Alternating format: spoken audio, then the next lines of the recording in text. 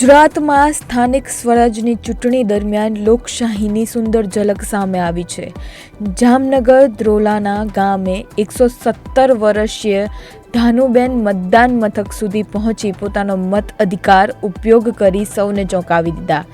એવી જ રીતે મહીસાગરના લુણાવાડા તાલુકાના ગોરડા ગામે 107 વર્ષના કિશોરીબા સોલંકીએ પરિવાર સાથે ઉત્સાહભરે મતદાન કર્યું છે.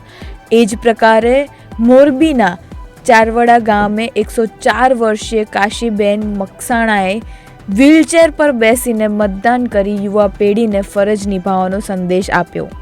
અમદાવાદમાં 86 વર્ષના અશક્ત વૃદ્ધે પણ ઉત્સાહ સાથે મતદાન કરી બતાવ્યું કે ઉંમર ક્યારે ફરજમાં અડચણ નથી બની શકતી. આ તમામ દ્રશ્યો એક જ વાત સાબિત કરે છે: મતદાન માત્ર અધિકાર નથી, પરંતુ દરેક નાગરિકની જવાબદારી છે.